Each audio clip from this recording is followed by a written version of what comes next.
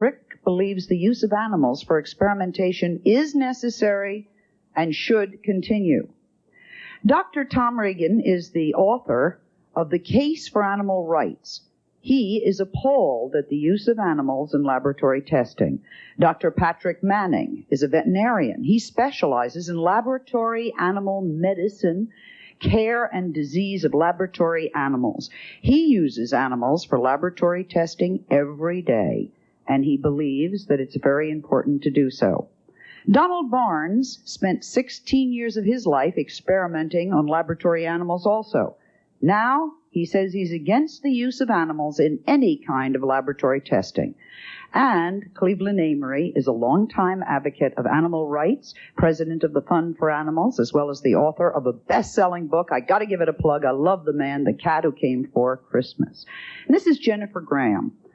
Jennifer made headlines, and if those were headlines, when she bucked the school system a year ago. Why? She refused to dissect a frog in her high school biology class. Well, that case went to court, and she is here to tell you what happened. Let's start with Rick. Rick, pro-experimentation, why? I myself am the recipient of an experimental drug that I take daily that has made my life worth living again. I have multiple sclerosis. 7 years ago, I had been married for 30 days. I lost all bowel bladder control, and my eyesight started going away, had trouble with my voice, things of this nature. For the next 3 or 4 years, my life was intolerable. I was pretty much of a vegetable. The University of Arizona offered me the use of cyclosporin experimentally in massive doses. I hadn't even thought about animal rights or animal research, but I can remember saying, out of the clear blue sky, has this stuff been tested on animals? Well, of course it had. So several weeks later, when they had done the spinal taps and all that was necessary to find out I was a proper test subject, they started giving me cyclosporin. It was on a Monday that we picked up our supply. And by Wednesday of the same week, I had bowel bladder control back. And I want to tell you, that brings up your self-esteem, something tremendous. Dr. Regan, how do you answer, as somebody who's against this, how do you answer sitting next to Rick and having him say, look, guys, I'm alive because you've experimented on animals? Of course, Rick, first off, I think the people who represent the animal rights movement are not any less compassionate in the face of human illness than anyone else, including those people who are incurably ill. And what's important for everyone watching the show to understand is that there is an organization that's diametrically opposed to Rick's organization. It's called the Incurably Ill Against Animal Research, and their numbers grow daily. They're against animal research because they think that it actually retards progress in the treatment of human sickness. I'll give you a couple examples of that. Yeah, I don't understand that. In other words, If you're near death, incurably ill, wouldn't you just grab for anything? No. It's, again, how are we going to set our priorities and how are we going to spend our money? What's our policy going to be? And if you take a look at the war on cancer, for example, the much ballyhooed war on cancer, we've been doing this for 20 years at the cost of $15 billion out of your pocket, my pocket.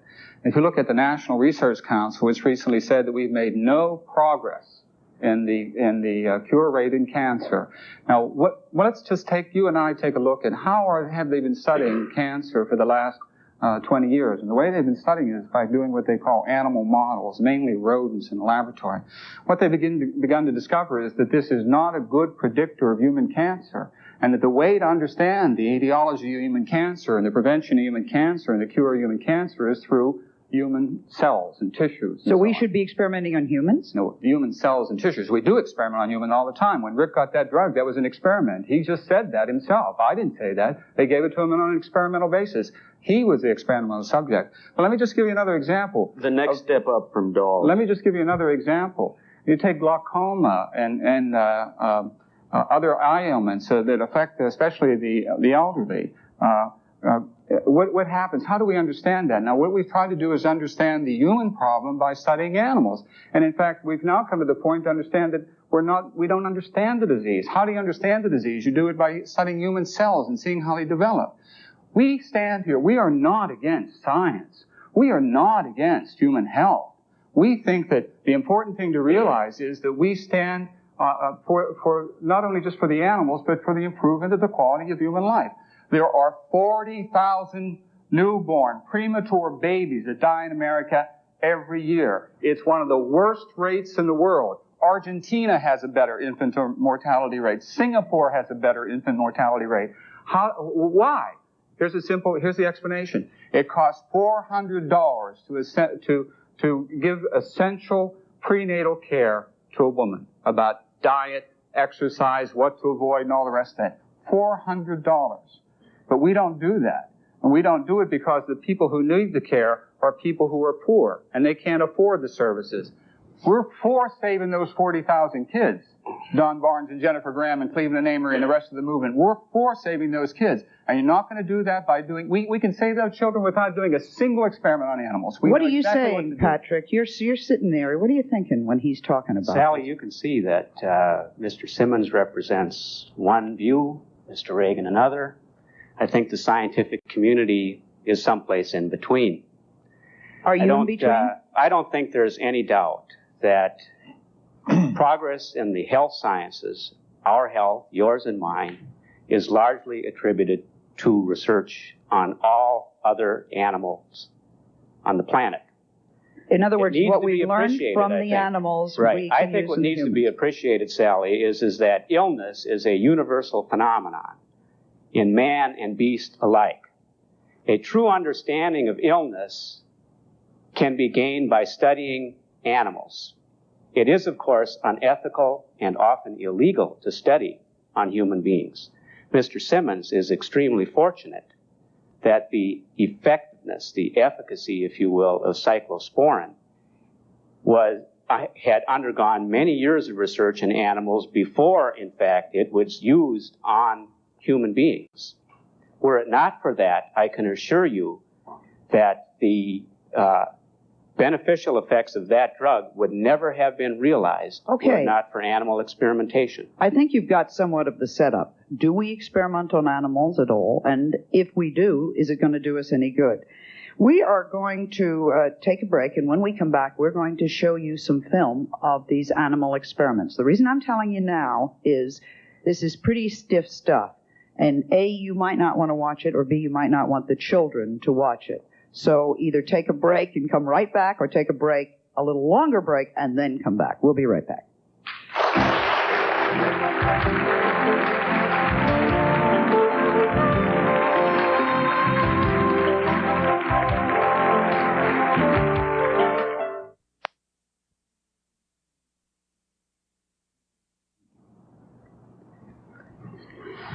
This is a scene from a research laboratory where they are doing head impact injury experiments on baboons. And this was a videotape actually filmed by the experimenters. And the only way we found out about it was for people to go in and liberate that tape and bring it out. This is how your tax dollars are spent.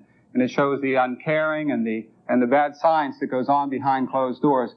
This particular project resulted in no appreciable human benefit. It was funded for 13 years at a rate of $1 million a year. For that $13 million, we could have saved 32,000 of those infant mortalities that I mentioned earlier. Dr. Manning, how do we spend our money? You want to comment on that? On his allegations? The experiments shown here were done at the Head Trauma Laboratory at the University of Pennsylvania. It's been a very widely distributed film. I think most people who see it are absolutely shocked. Is it valid that we showed it? Yes, I think it is valid. Okay. I think it is valid because for a couple of reasons. One, I think it does represent a very extreme view that is not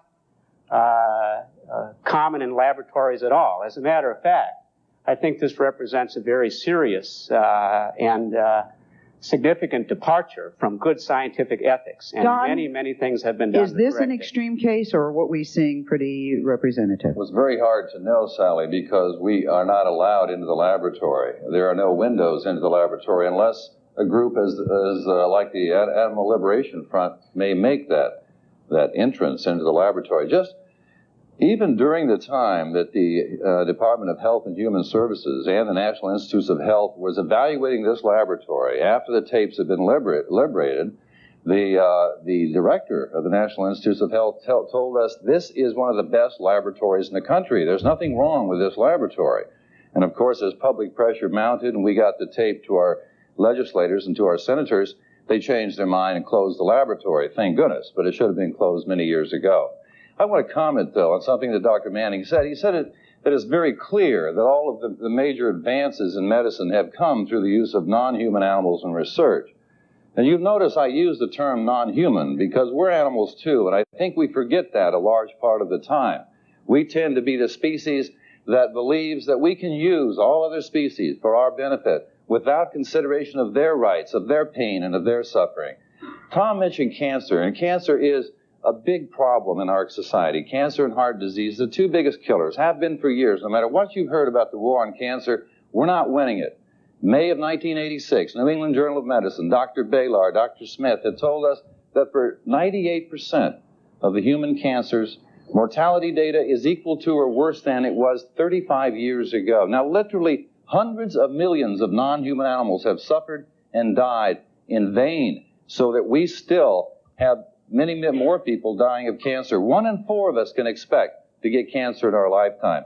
Now, of that 2%, there's Hodgkin's disease and there's childhood leukemia, and both prognoses are better today. But that didn't come through the use of non-human animals, but through clinical research with humans. Let's step back, Donald, take a whole long look. How much benefit have we gotten from experiment on animals, in your opinion? Just give me, a lot, a little. It's impossible to determine, Sally, but like Tom, our lifespan has doubled since the turn of the century. Of course it has. I totally agree with you. But the reason is that because of animals? You betcha. No. The reason it's doubled is because of hygiene and because of better diet and because of the fact that we've learned what germs do and what viruses do, and we've moved away from them. As a matter of fact, my dog isn't going to get rabies because he washes his paws better. I hardly think McKinley so. and McKinley are coming out with a brand new study in the Handbook of Biological Sociology this year that shows that the increase in human longevity is attributable less than 3.5% to medical intervention. What we're talking about is prevention, and what we have in this country is a sickness care system, not a health care system where we start to learn how to live to stay healthy before we get sick and look for that magic bullet that may kill us. What are you saying, Cleveland? I'm just saying that if we were able to show you a dog here that was being experimented on to see how much oven cleaner it could eat before it died. Do they do oven? They do that. Why do they give a dog oven cleaner? Because the LD50 test, which demands that you experiment to see the toxic quality has to be tested on animals. It doesn't have to. The scientists don't need it. They admit they don't need it, but they do it still because of the insurance risks. In other words, every single product in your bathroom, in your kitchen, Give me other else, examples. Hair dyes, cosmetics, the whole rim of things, everything in your bathroom has been fed to an animal, a dog or cat, to see how much it takes to kill half of them. You mean it is outrageous. They test hair dye on this medicine thing we're talking about. They test hair dye on the hair of the animals? They test hair dye. You're going to see coming up in the next film about the hairs, the stuff on the rabbit's eyes, the Dre's test. Yes. Yeah, could you tell me? You says they feed it to a dog. Right? Having a dog eat that. It's the forced cleaner into it. Is the same amount of poison it would take to kill a dog as it would to a human being? No, it doesn't. But it's still written into what difference, or is it just no, it's an enormous difference, and it never should be done. The scientists themselves say they don't need it, but now they go on doing it. We remember the fuss about Revlon and Avon and all that. They finally put up money so that they would test for alternatives here. We go into the experiments, Tom and Don and me and everybody else, into the Maryland laboratories and the Maryland legislature, and all these people that we were responsible for having the money testified against us. Why? Because they can sit there now and look for alternatives and maybe spend 5 years in getting millions of dollars. Question. Yes. If we in the West are doing this to animals, do the Eastern beliefs believe in experimentation on animals, like acupuncture and acupressure? Well, I think the Buddhists, and Tom knows much more about religions than I do, but my experience has been that the Eastern religions in general are a lot better. Remember, we started off talking about animal rights. when we make this decision, should we do this, should we that, remember in the bottom of your heart, you are a person speaking. If you asked my cat, he'd tell you something different. Are there cosmetics and household products that are not tested on animals? I would like that opportunity to choose something else. All over the country they're sold, and that was one of our strongest arguments in the legislature. Beauty without cruelty, the compassion campaign, you write to Agenda magazine or write to any of our organizations. We'll put you in touch with thousands of products that are not tested. Here's a gentleman who disagrees. Hi, my name is Alan Shelton. I'm the chairman of the New Jersey chapter of Incurably Ill for Animal Research. You know, we're getting a very biased viewpoint here, and I'd like the audience to be able to listen to both sides intelligently. Let me give you an example of extremism on the other side. About a year ago, there was an article that appeared in the Baltimore Sun about the use of mosquitoes in AIDS research.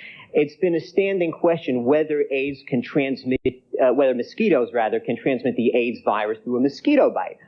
Research was being done in which mosquitoes were drinking blood contaminated with AIDS. As soon as that happened, one Roberta Wright, who is the head of the Tucson chapter of People for the Ethical Treatment of Animals, the big establishment animal rights organization, protested that the mosquito's rights and the mosquito's dignity were not being honored. Now, I ask this audience here, do you think that the rights and the dignity of the mosquito is worth more than your husband, your wife, your children, your parents, your loved ones? We'll let you answer that when we return.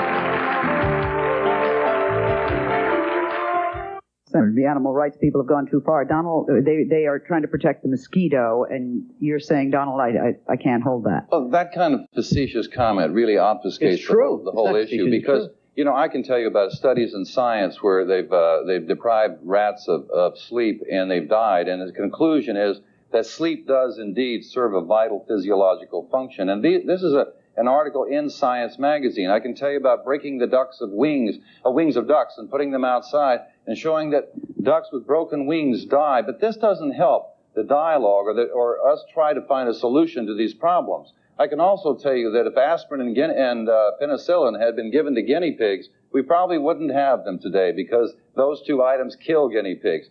But the point is, let's look at the mosquito for a moment. I think we have a right to protect ourselves from whatever's hurting us individually, but we must start to respect all life forms, because they fill an ecological niche that is part of that great web of life that ties us all together. Good time to talk to Jennifer. Jennifer, tell us your story.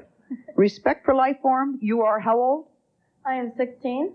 All right. And this year I'll be a senior. But during my sophomore year of high school, I refused to dissect a frog in my biology class because I felt that it was wrong to raise animals and kill them for educational purposes. And the school told me to get a lawyer to defend my decision here.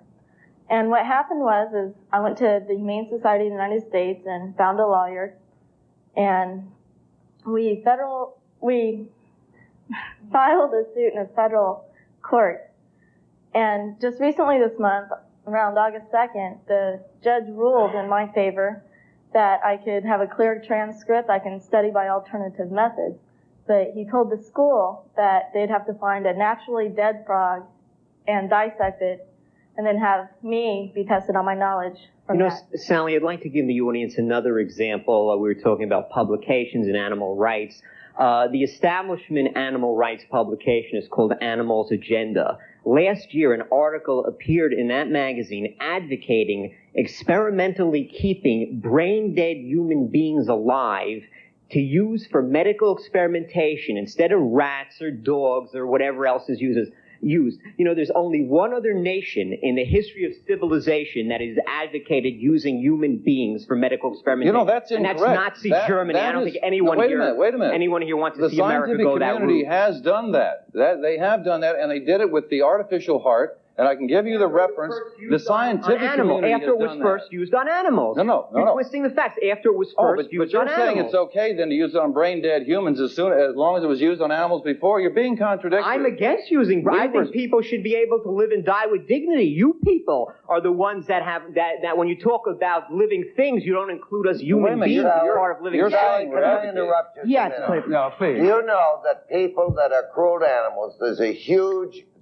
People who in childhood are cruel to animals, 25% of all criminals in serious criminal cases were cruel to animals when they were children. Only a tiny fraction of non-criminals were cruel to animals when they were children. One of the examples given was tearing the wings off flies. Now, this gentleman doesn't care about mosquitoes. I don't think wings should be torn off mosquitoes.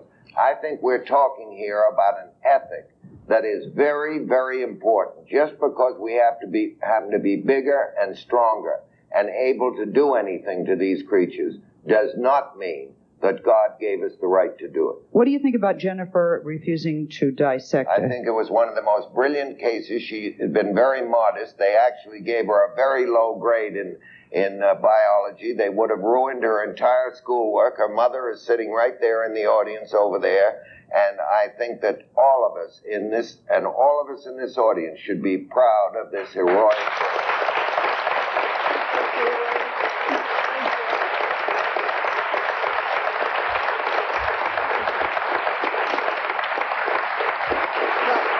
I was just wondering, have any of these experiments ever been regulated by the government? I mean, as to how many cows can be killed or how many dogs can be killed per year, per month? I mean, does everybody just say, whoopee, let's go for it? Well, there is an Animal Welfare Act. There's no question it's all about controlled, that. And it's been updated over the years. Absolutely. Okay, let me get some comments from the audience. Did you hear him say it's all controlled? Yes. You know, you're not talking even a word of truth. The cruelest experiment I saw this year was the sewing of eyes of a kittens and rotating them in a drum. That man is head of the animal care panel of his university, Berkeley. And not one experiment has ever been stopped for cruelty there. I did not say that. I said it goes before the Animal Care Committee, just as was said. And they're all people getting money for doing things, and you know that as well as I do. Your philosophy.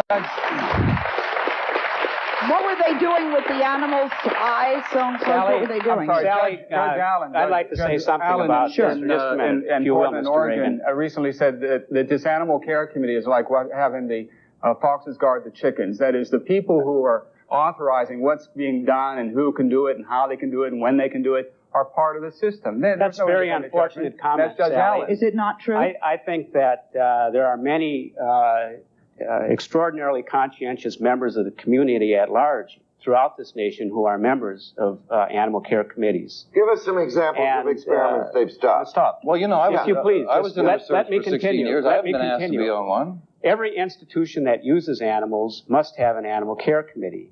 I can cite the University of Minnesota as an example, but it is typical of many others. We have student members, we have civil servants on our committee, and we have a member of the community at large.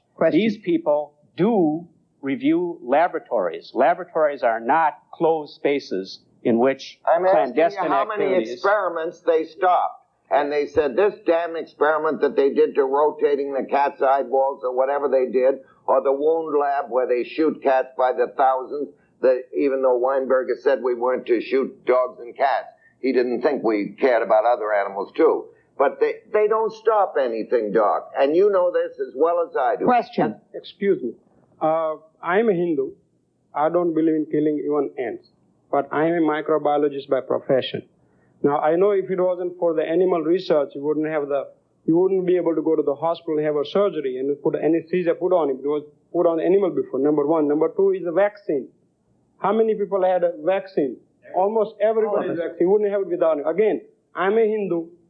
As my wife knows, about 11 months ago, I quit eating meat because I believe that it's cruel to the animals. But at the same time, I work at the local hospital.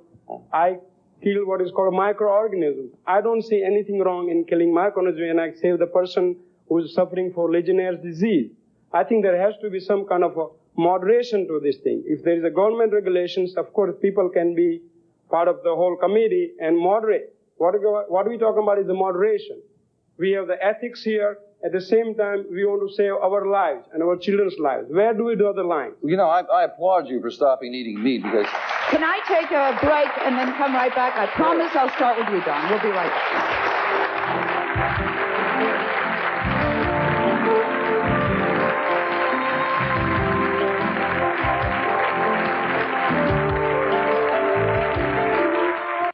We applaud this gentleman's decision not to eat meat. That's a large part of what we're concerned about, too, because there are 5 to 6 billion animals that suffer every year, and that doesn't count the human animals that suffer from eating meat-based products. So that's all part of the same picture. But, you know, you said you stopped eating meat about 11 months ago. You made a decision to change your behavior. I made a decision to change my behavior from coming out of the laboratory when I saw that the work that I had done and that my peers had done for 16 years had gone for naught, and thousands of monkeys had died because of it.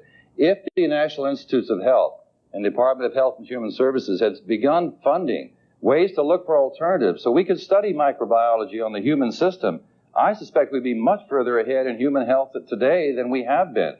So let's start looking for alternatives and keep it fresh in your mind. You may change your behavior in the laboratory in the very near future. I hope so. Tom? Yeah, I had said earlier at the top of the show about how it is the people in the animal rights movement aren't any more lacking in compassion for human illness and sickness than anybody else, on the contrary. And there is the organization, the Incurably Ill, against this sort of research. And I think that what's important is we sense in the movement a real crisis of confidence, and we understand that the public's beginning to experience this crisis as well. I mean, here, for example, is Rick going around the country talking about the importance of animal research so that we can save human life. But, Rick, you're still a heavy smoker, aren't you? Yes. We'll take a break. No, I'm just kidding. I'm just kidding. Question. No, and actually, if I could just amplify on that, see, because the Surgeon General of the United States recently said the major contributing causes to the major killers in America, lung cancer, other forms of cancer, cancer of the colon, cancer in the stomach, heart attacks, strokes, and so on, have to do with the kind of lifestyle that this guy leads as he goes around the country talking about why we should do animal research. Rick? Let me just finish. We have a hard time taking that seriously. But secondly, like, Doctor, I'm sure you say that you would use alternatives in the laboratory if they existed, right? I mean, yes. I'm sure you would say that. That's what they all say. I want to know, what kind of toothpaste do you use? I don't recall the brand name. I mean, like, generic. Yeah. What kind of shampoo do you use? I just use bar soap. Yeah. My guess is that this doctor here, who says he'd use alternatives in the lab if they existed, does not use alternatives in his bathroom when they already do, because there are cruelty-free products that have not been tested on animals. We find that to be a crisis of confidence. Why should we believe what these people say about what they do in the laboratory when they don't do it in their bathroom? Rick, you want to answer that? I'm going to ask you all on the panel to go very, very quickly. We have a lot of thoughts in the audience. I'm the president of the Incurably Ill for Animal Research. We know that every cure, every prevention that's been found since the turn of the century has been through animal research. Everybody that you know that has diabetes would be dead today if it was not for animal research. Question. They are jeopardizing our chances for a cure. It is not true, you know that, and they're theorizing we're in the foxhole. You do not have the credentials to say that. I'm sorry you're ill, but I don't see your degrees in biology or in any other scientific pursuit. I challenge your credentials. Question. Yeah, I'd like to address the question to either Cleveland or Donald, if they have seen the Faces of Death videotape series, and what do they think of animal mutilation as entertainment? Well, I think that is the farthest out of all. One of the things that bothers me about what we're talking today is we're getting into cancer and heart trouble and things where there, as Sally said at the top of the show, there are two sides. This was a show about animal rights. When first I met your hostess, Sally Jesse, she couldn't read or write. She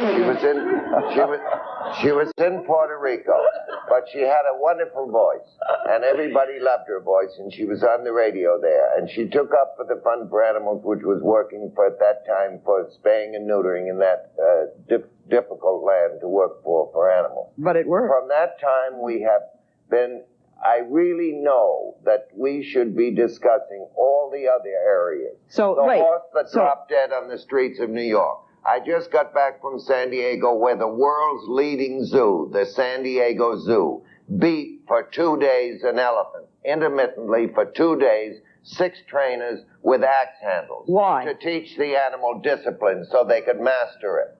Now this, if the leading zoo in the country believes in this, we have got a lot of problems out there. You are never entitled. They sent a rotten message around the world, and it was a lying message. And I hope to God that elephant, who elephants do remembers one day when one of those trainers... Cleveland and Donald, you got to look into that video. There are what, 4 of them? 4 of them. I think I've seen 4 of them, and all involve mutilation of animals.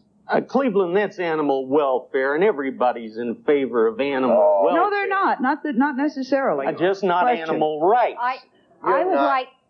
I'd like to know whether you're aware of the fact that some of the testing that has been previously required on animals has been changed. In other words, the number of animals required for a test for the FDA is no longer the same number that was required previously. I have Sjogren's syndrome. It's an autoimmune disease. It's considered a rare disorder. Most doctors can't diagnose it. I went around for a year before I could be diagnosed.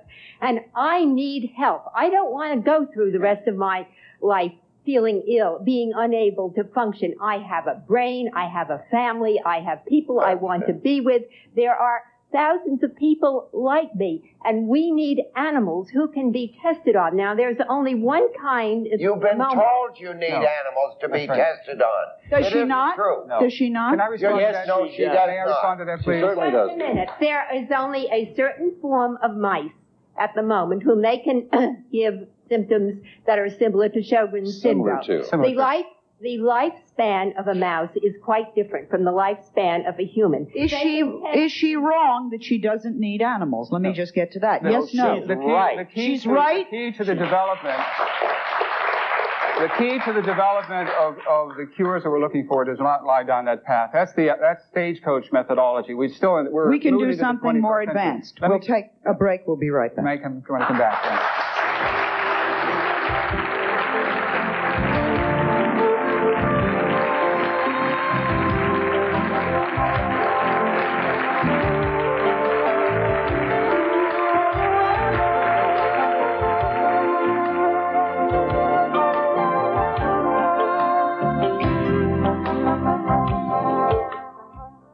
Animals and animal rights. Mr. Fitzgerald. Yes, a hunter, sir. Can we talk a bit about that? How long have you been hunting? Approximately 25 years. And you are pro-hunting. Can you tell us why? Well, first of all, I love the outdoors. I believe in responsible wildlife management through controlled hunting and trapping. I don't think that, I think the only difference between me eating venison and you having a Big Mac is that I go out in the woods and I have to kill the deer while somebody kills your Big Mac for you. I believe that hunters have been paying for wildlife restoration for the last 50 years, and wildlife populations have benefited from it. Okay, what is he saying something that's not correct in your opinion? Well, hunters have paid for some wildlife restoration, but what they've done is they've paid to propagate game populations to kill them. Every year there's a war on wildlife conducted. Over 150 million animals are killed by hunters every year. The mourning dove, a gentle, inoffensive creature, over 50 million of them, the U.S. Fish and Wildlife Service estimates, are killed by hunters. What are they doing with the doves? Some of them eat them, some of them throw them away. They're animated targets, and that's what animals are, animated targets for hunters. It's a blood sport, and I think in any civilized society should rid itself of it. Can I make this comment? On him saying that hunters are destroying wildlife populations, I can give you a perfectly good example of a wildlife population that has been restored through the efforts and funds of hunters, and it's called the wild turkey. The wild turkey disappeared from Connecticut in the early 1800s. Sir, before you give us this wonderful why don't you let me finish? I will let you finish, but you know you want the wild turkey so you can go out there and bop it. You don't want it for any other reason. By hunters, by pitmen, I wish it had white-tailed gone, deer. so you couldn't go out there with your bloody guns and shoot it. In the early 1900s, there was over 17 million white-tailed deer in the United States, Connecticut. Oh, come on. The more deer. Increasing wildlife populations is wrong. Is that wrong, especially when the wild turkey? I'll answer it. Yes, it's wrong if you're raising them to kill them. In Connecticut, they stock forests with 40,000 pheasants every year. It's not an indigenous species. It's from Europe, but they put them out there to shoot them. Hunters kill 40%. Another 40% die of the cold and starvation. You're the people who cause starvation. You're the people who cause unnecessary killing. It's a blood sport. It needs to end. As I said, hunters have restored wildlife populations through the fees and their hunting license fees, $4.4 billion in hunting license fees since 1936. What would we do for that? The owners argued that in the 17th and 18th century, that slavery was important to the Southern economy. That's your argument, that if we pay for it, then we can do anything. Might doesn't make right. Question from this woman. When I worked for an environmental organization in Connecticut, I read a publication from the State Wildlife Bureau, and I got into supporting animal rights after reading the magazine from the Wildlife Bureau saying, hey, don't be shy, hunters. Go out and get those wild turkeys. They're shy. You can get them. Go on, do it. How do our hunters respond to that? Yes, Tom? Well, not shy. Well, I don't know. I mean, it's again part of the crisis of confidence, the general theme that I want to leave with you. I mean, people saying we're really concerned about health and leading a lifestyle is going to kill them. Now we're supposed to believe that somebody's being kind to animals by blowing them apart.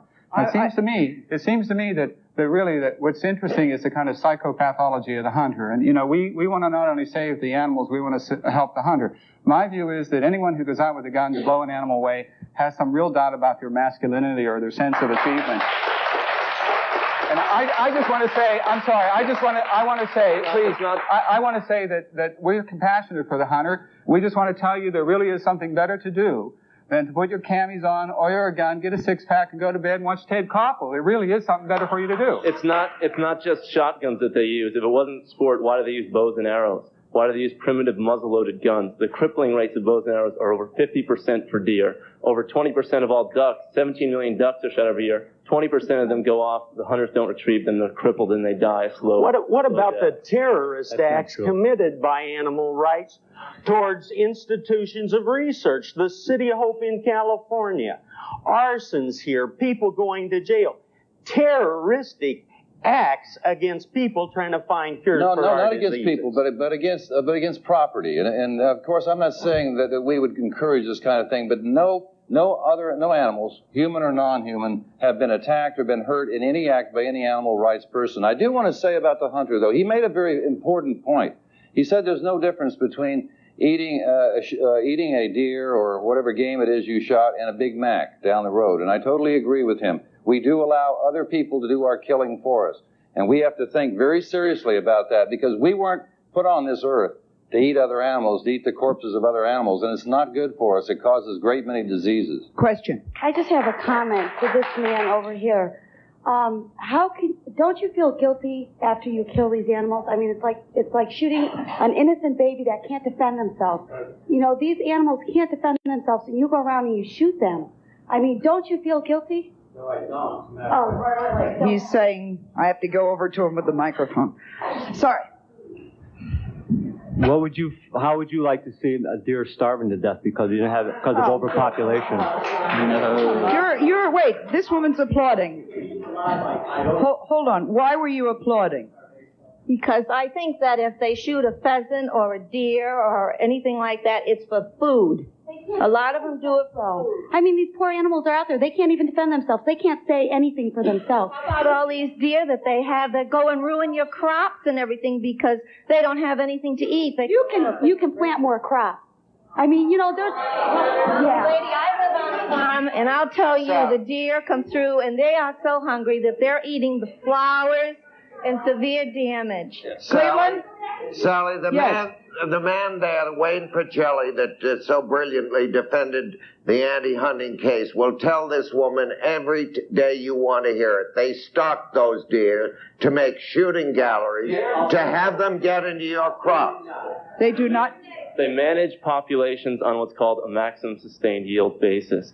Deer are treated as a crop. They kill primarily males, and then the population bounces back year after year so they can shoot them up. It's maximum sustained yield. And what they do is they accelerate the birth rate. After they kill about 20% of the animals or 25% of the animals a year, what happens in the spring, studies shows that twice as many fawns are sometimes born. So you're left with as many deer the next year, so the hunters can blow them again. Sally, the only answer when you come right down to it is to define conservation for the hunter the way he's always defined it for the animal. We've got to find a nice way to shoot him for his own good. We'll be right back.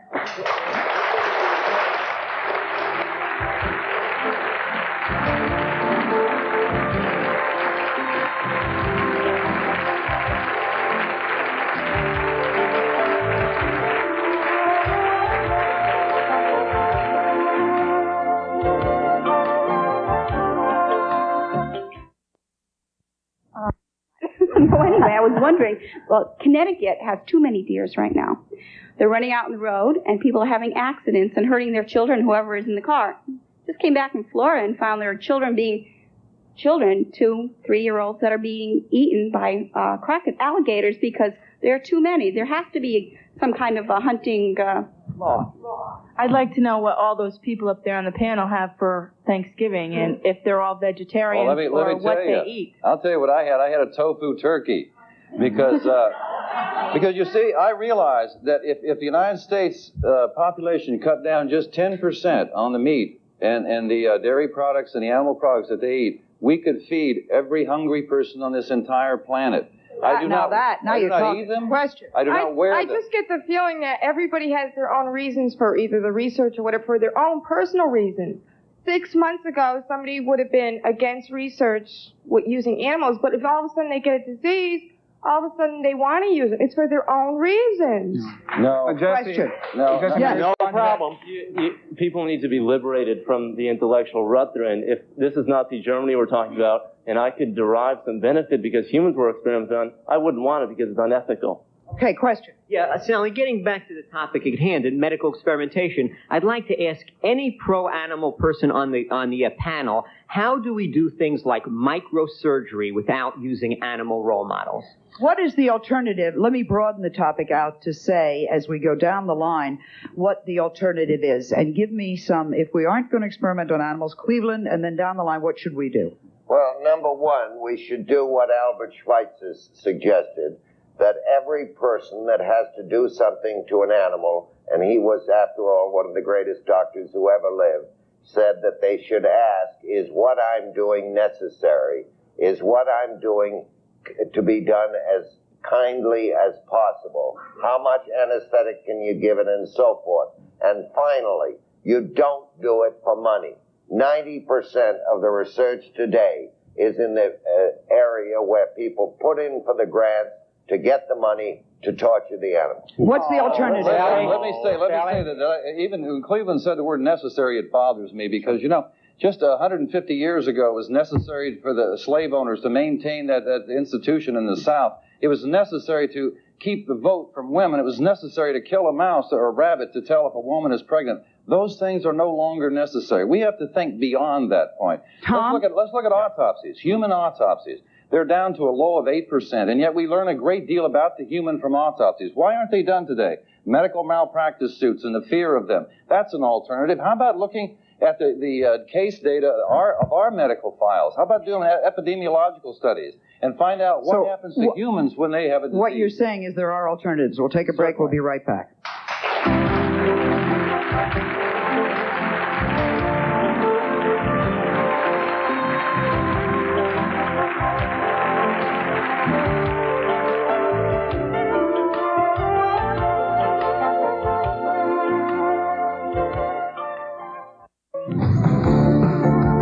For a transcript of this program, send $3 to Sally Jesse Raphael Transcripts, 267 Broadway, New York, New York, 10007, or call 212-227-READ. Okay, we would like to thank all of our guests, and I'm sure that a lot of you are sitting around like I'm doing and saying, well, I don't know, there's something to be said on either side. As Cleveland said, I happen to be on the animal rights side, but be that as it may, the one thing we agree on is all of us need to be aware of what is being done to animals and to make ourselves better informed. Thank you all for being with us today.